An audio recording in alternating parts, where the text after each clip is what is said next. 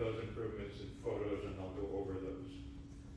And thirdly, the existing and proposed stormwater diagrams that are typically in the SWIP have been pulled out and annotated to highlight the primary stormwater components for anyone to review who doesn't care to read the 578 pages in the SWIP. So my short summary will go over the high points, but certainly we expect that Lavella will go over those analyses to make sure that we have responded to all their questions and also met all the criteria of the city and the state. So there were an instance, as we saw in a video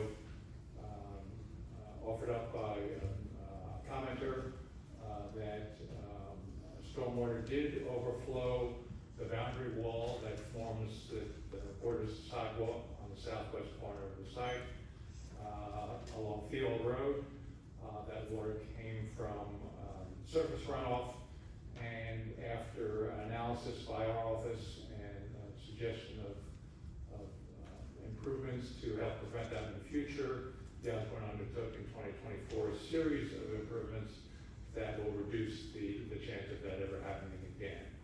Those included the addition of a supplemental bioretention basin up near the entry circle to catch water coming off the entry circle.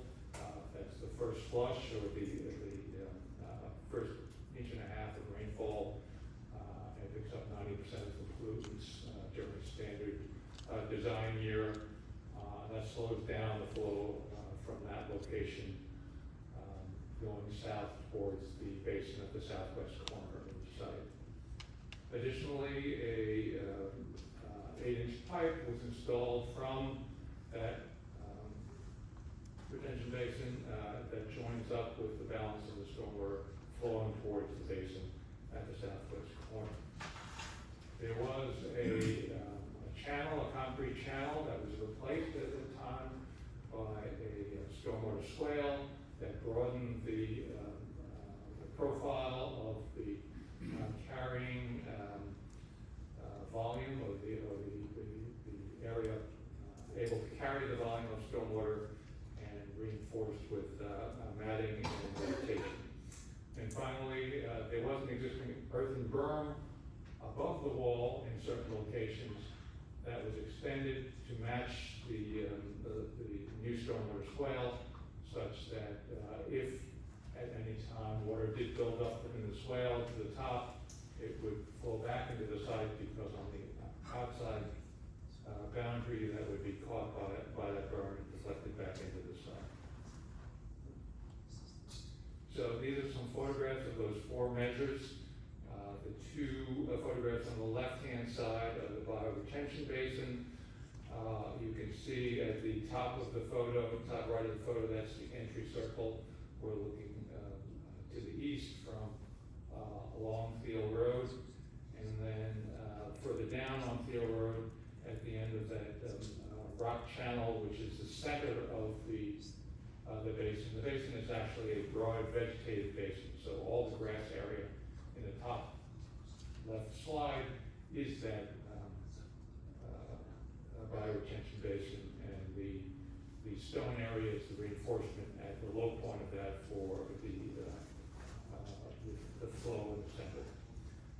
This top center and right pictures are the overflow pipe that was installed just behind the wall, so that the overflow from that basin goes into a pipe. You can see it being constructed in the top right-hand corner picture. That's an 8-inch pipe buried below ground, and then there's a surface swale on top of that.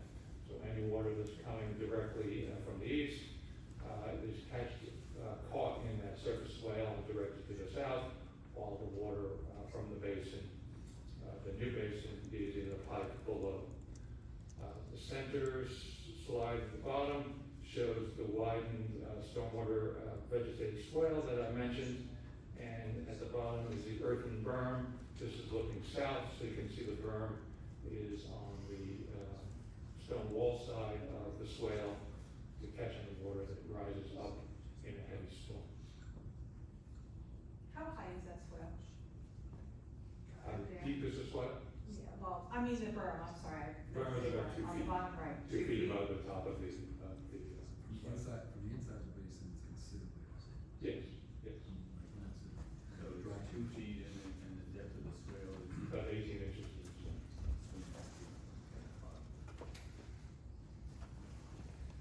So this is a diagram that I believe I showed last time that shows basically existing conditions. In blue labels are the stormwater management, primary stormwater management structures that were in place prior to the new measures, the 2024 measures, which are labeled in orange. So we have 3 detention basins at the site. At the top is the southwest corner, at the corner of Theol and Osborn Road. And at the bottom of the slide, 2 basins along the Post Road and Old Post Road frontages. At the north end of the site, there is another subsurface infiltration system below the parking areas to the north of the entry circle. And in orange, you can see the locations of the 4 measures, the 2024 measures that I mentioned, the new bioretention going from right to left, the new bioretention basin just off the entrance circle, connected by pipe to the system to the south, the increased swale, vegetated swale next, and then finally the extended earthen berm as you get closer to the existing stormwater basin at the southwest corner. So because the Osborn is a high point, a relative high point in this area of the city, the site generally slopes off to the sides. That's why the basins and the measures are primarily along the perimeter of the site. Here now is a further annotated diagram showing the additional measures to be added with the new development, both at the center of the site. You can see the darker roofs show the courtyard of independent living unit, amenity building, cottages, and hybrid building in the center. And then to the north, at the right-hand side of the site, the 2 flanking independent wings and the assisted living building to the north. So we are building on the existing stormwater concept at the site, that is to catch the primary catchments will be at the perimeter of the site.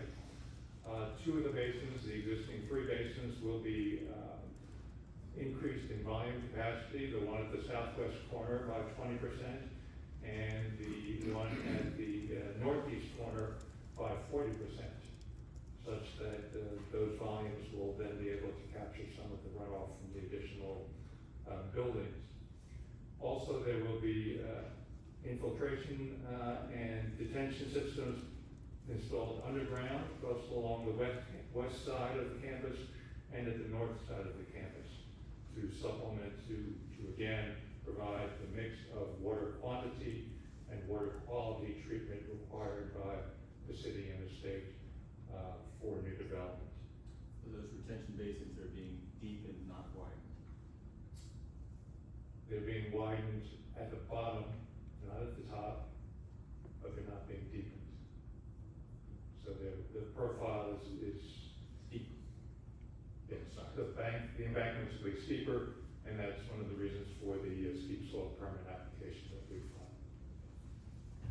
So that the vegetation around the top of the basins will not change, nor will its view generally from the outside, because you generally can't see into the basins from the outside of the site.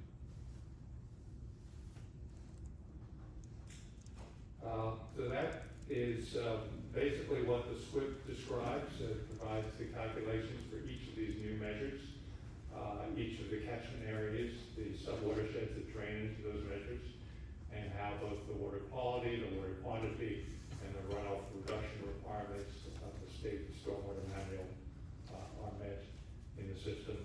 as I mentioned, both after the fact, which this illustrates, and also during construction, where some of these measures will be built initially to serve as temporary sediment basins as construction is completed in a particular area.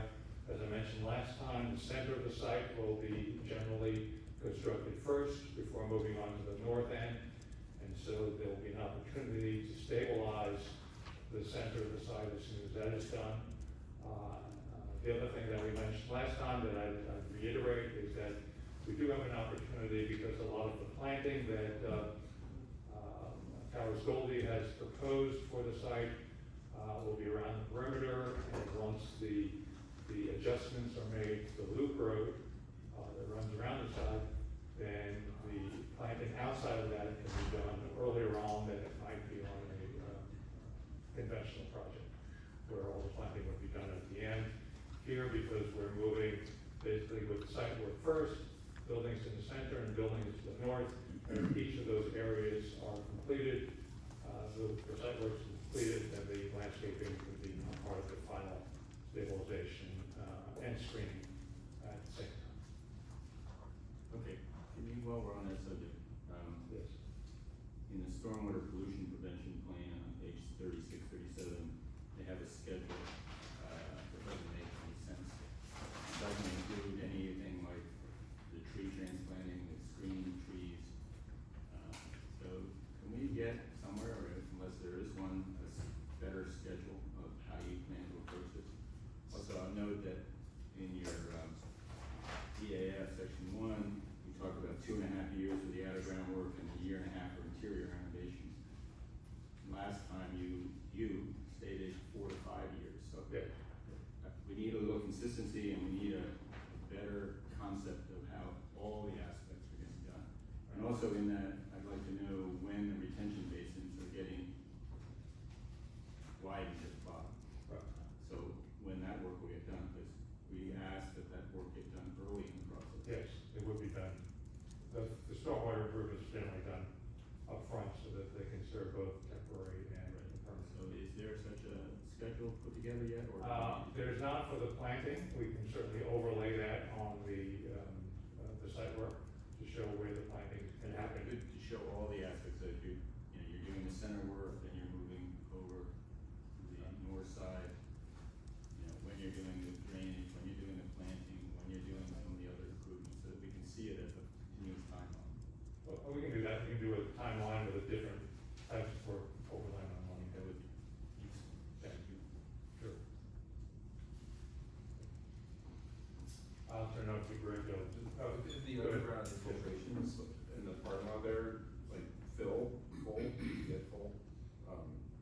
What, is there an overflow system? For the, I'm sorry. Your underground infiltration tanks Yes. that are there, if they fill up, what happens? There is an overflow for any stormwater management measure has an overflow, so it doesn't. So how does that work? It would connect into, all of these basins, all the stormwater systems connect eventually to the city's stormwater system, either in Post Road or in Field Road. So there are connections from the basins to those. From the basins or from the infiltration systems? Sorry? Would it flow to the basin and then to the city, you're saying? Yes, the infiltration systems generally will infiltrate Right. up to a certain degree of storm. Right. If they are, for instance, the new one that was installed at the entry circle in 2024. So if that overflows or that overtops, it goes into the pipe, it goes into the basin at the south. Okay, so corner. under pipe, right? Yes. Can you just explain the significance of the pink arrows and lettering? What? The pink, there's a requirement that the pink labels say reduction in stormwater point and a discharge, stormwater flow and discharge point, peak stormwater flow. There's a requirement that the peak, not be any greater than it is today in the proposed system is constructed, and so calculations are made to size internal systems, interior systems, and the basins, so that's achieved. So that just shows that at those design points, which are places at the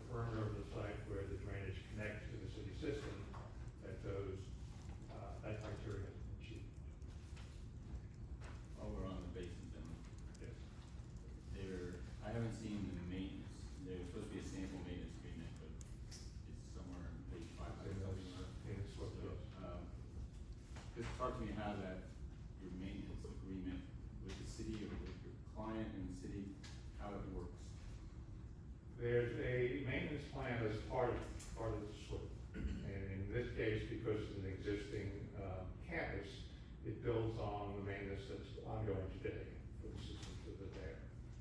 I don't know when Rye started this, but many municipalities, sometime ago in the last 10, 15 years, have made that both a requirement of any site plan approval, along with a legal document, a maintenance agreement, that the applicant or the owner signs that says basically that they agree to do this, as well as a stormwater maintenance easement, which allows city access to a site in the event that an owner is delinquent in doing something that they were supposed to do relative to maintenance, and it's affecting downstream owners. So does the owner hire an engineer to review these annually to make sure they're being maintained properly, or how does the city get a reassurance that it's being done? Well, the city will inspect on a regular basis. It can require reports to be done, to be issued. This is typically what is proposed is made sure that it continues into the future. And so we would, we proposed a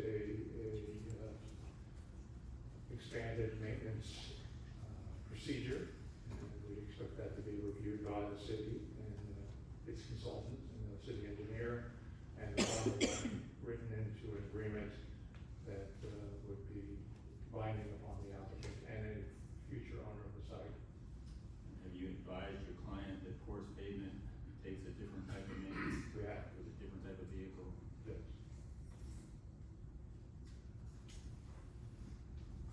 Oh, I have you up here, Andy. I think you're the right person to ask this question. I looked at the boring logs today. Yes.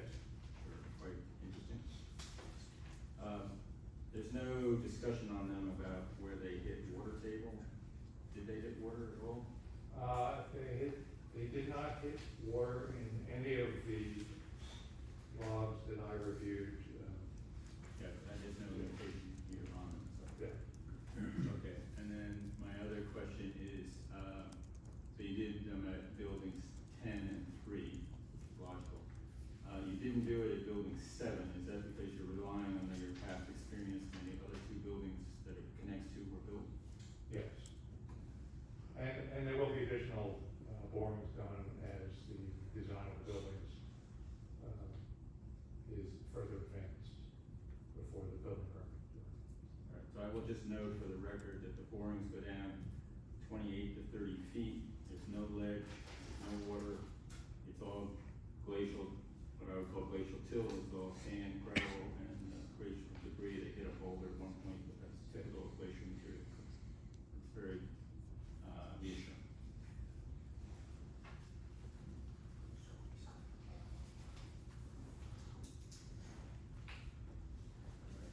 You want to go on to, anyone else have questions regarding stormwater?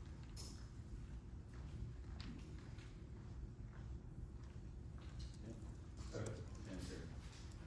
Greg Del Rio from Hardesty in Hanover will discuss that. Good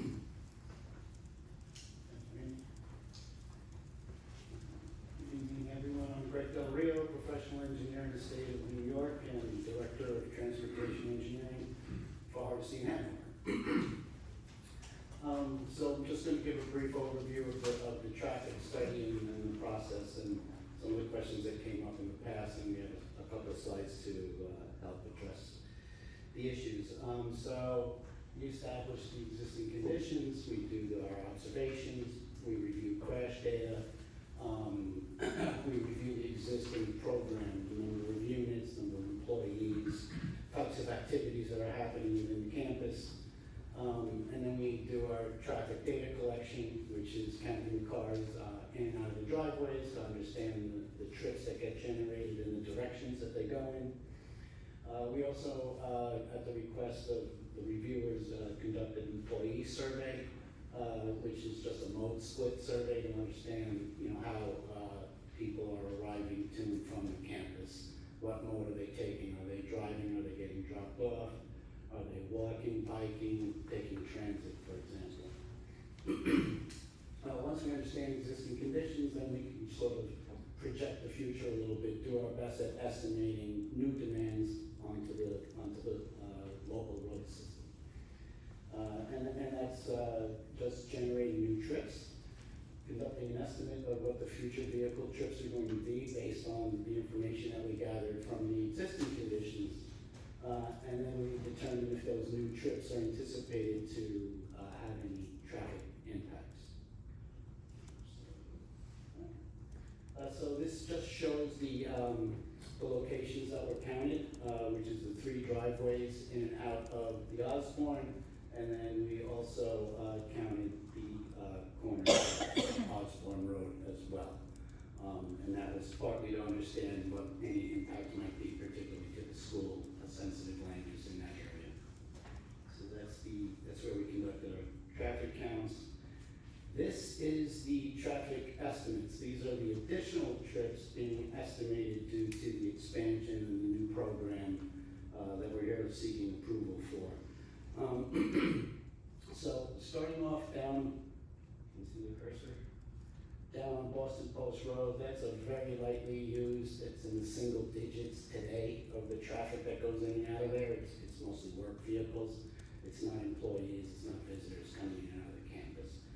That type of traffic tends to stay on Deal Road, and you can see the 2 gates, the 2 entrances and access points. To the lower right is north. Oops, sorry. There we go. Is north, and then south is towards Osborn Road. So you can see that the northern gate is the main gate being used, and then the southern gate is used a little bit less. This is showing 3 to 4 p.m., which was the peak hour. So it wasn't the morning and it wasn't later in the afternoon. It was 3 to 4, probably because of shift changes and just the activity that's happening there. That's when the peak ins and outs occurred. So that's the hour that I'm just using to illustrate. We do have in our traffic study all the hours, the 3 peak hours, the morning, the midday, and the evening. But we're using this because this is the highest generator of traffic was during the midday, from 3 to 4, I believe the time was.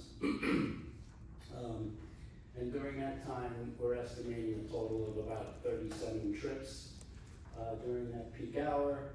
However, that gets distributed to the different destinations, different corners, and logically, most of the traffic is going to and from Rye Planning Parkway, and then the rest of the traffic is heading south. And so you can see some of the volumes. The biggest volume is going to and from, as I just said, Planning on the access road, where we have 12 trips coming in the morning. 10 trips would make the left to come into the first gate, and 2 would continue to come in the second gate. And then exiting, we have 8 trips out of the northern driveway making the right, and then another trip estimated to come out. And these are all in the peak hour, from 3 to 4 hours. So a total of 37 trips, but less than 20 trips at any one intersection, and less than 12 trips on any one approach to that intersection. So that's a summary of the trip generation and the assignments. And then there's some other information, if there's questions that we So in your professional opinion, is there a significant change in the traffic pattern as exists today? No, definitely not. The rule of thumb is usually 50 trips through an intersection requiring further analysis. We're talking 12, which is 1 car on average every 5 minutes. That's not expected to change any traffic patterns or be a noticeable change in congestion. When you were developing the analysis, right, beginning to do traffic study, projecting potential impacts, was there a way to be at all sensitive to the possibility that an increase in the independent living resident, which has a profile that's somewhat more likely to drive an assisted living resident, that they might actually be more inclined to be motorists, and also that the expanded offering that the Osborn foresees might actually require an expansion in staff, which in numbers curious, did this analysis, because I couldn't see it in the narrative, did this analysis factor those things in? Yeah, absolutely, and that is, it was actually one of the comments that we got from Lobella, who did the peer review. So instead of using the total trip gen in and out of the driveway, which is an aggregate of all the different uses and activities inside the Osborn, we did do the projected, trips for the assisted living component of the Osborn. And to do that, we use what's called ITE trip generation rates, which is the standard to use to estimate trips for different land uses. And then the other thing we did was we were conservative on that estimate because we didn't take any credits for transit trips and being close to transit. And they had a substantial amount of people who come in and out on the shuttle buses to and from the train station. We did not take that credit when we estimated the 37 trips as it was. Thank you. On page 3 of your report, you have a comment, and Mr. Anderson, you might want to opine on this. You said the Osborn could consider managing shift changes so that they occur outside of school peak arrival and dismissal period. Has that been discussed, or is that possible? That's, I don't believe the shifts, the traffic that are generated, so first of all, I just want to make a point that about 66% of our existing traffic, travels by car, 34% come by different transportation, so. That's not quite correct, if you need to add in carpool and Uber, it comes up to a little bit higher than that. Okay, so, and as far as shift changes go, 7:30 is the shift that our nursing staff starts. I would